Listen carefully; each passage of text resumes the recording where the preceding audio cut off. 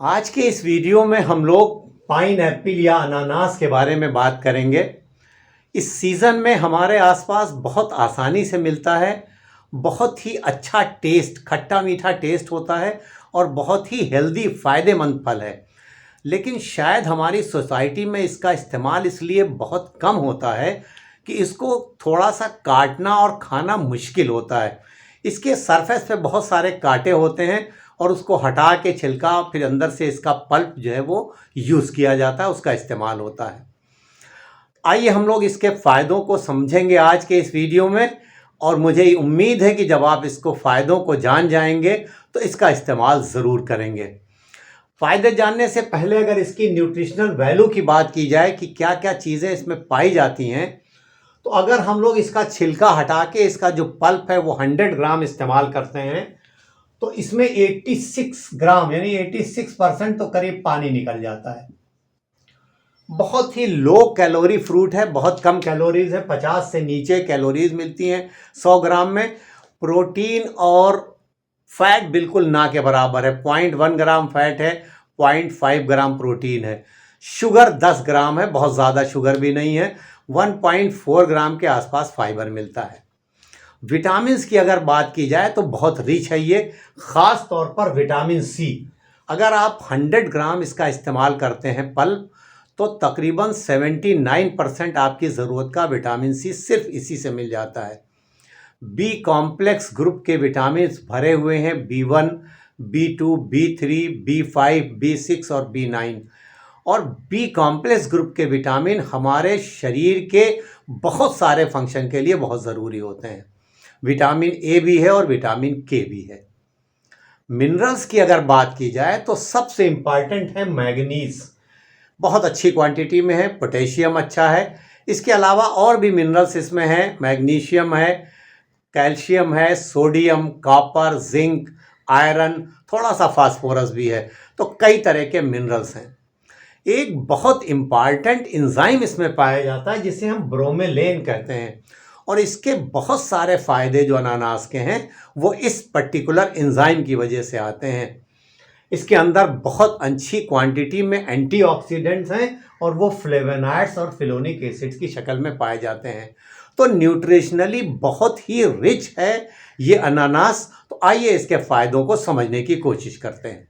यूनानी टेक्स्ट में pine Apple की तासीर यानी इसका मिजाज ठंडा यानी सर्द और तर बताया गया है। जहाँ तक पाइन एप्पल या अनानास के फ़ायदों की बात है तो ये हमारे डाइजेशन के लिए बहुत बेहतर है।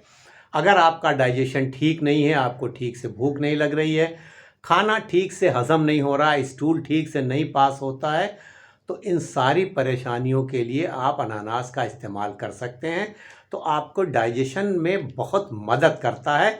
और ये खूबी इसकी इसलिए है कि इसमें जो ब्रोमेलिन ये पाया जाता है एंजाइम, ये आपके जो डाइजेशन है उसको बेहतर करने में मदद करता है।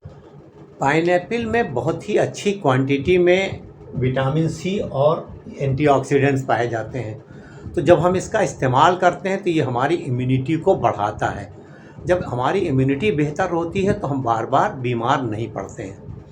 इसके अलावा ये एंटीऑक्सीडेंट्स हमें ऑक्सीडेटिव स्ट्रेस से बचाते हैं, तो हम कई बड़ी बीमारियों से बचते हैं। डायबिटीज़ से, कई तरह के कैंसर से हमें बचाने में मदद करता है। तो पाइन एप्पल का इस्तेमाल एंटीऑक्सीडेंट्स के लिए बहुत बेहतर है। विटामिन सी और कई तरह से शरीर को फ़ायदा करता है, हमारी स्किन के लिए बहुत बेहतर है। कोलेजन की सिंथेसिस को बढ़ाता है, तो एंटी एजिंग इफ़ेक्ट देता है। जब हम इसका इस्तेमाल करते हैं तो ये हमारी मसूड़ों के लिए काफ़ी बेहतर है, क्योंकि विटामिन सी है और ये ब्रोमेलिन जो है इसके अंदर एंटी इन्फ्लेमेटरी प्रॉपर्टी पाई जाती है। तो हम अपने मसूड़ों को मजबूत करने के लिए इसका इस्तेमाल कर सकते हैं।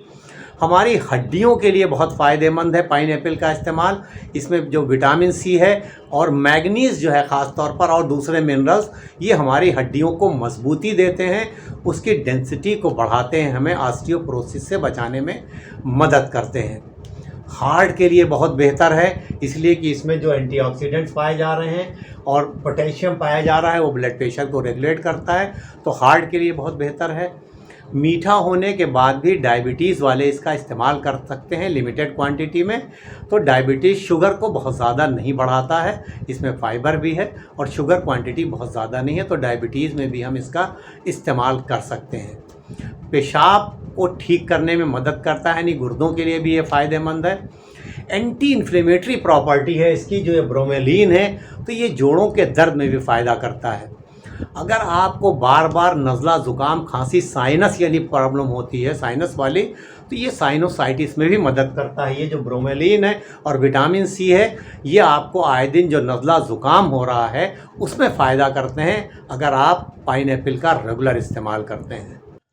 पाइनएप्पल का इस्तेमाल वेट लॉस में भी मदद करता है। बहुत कम कैलोरीज़ हैं इसमें, अच्छी क्वांटिटी में वाटर है और इतने सारे मिनरल्स और विटामिन्स हैं।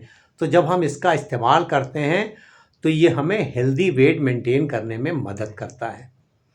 इसमें पाया जाने वाला बीटा कैरोटीन यानी जो विटामिन ए का प्रिकर्सर है, वो हमारी आँखों के लिए बेहतर है, हमारी आई साइट को इम्प्रूव करने में मदद करता है।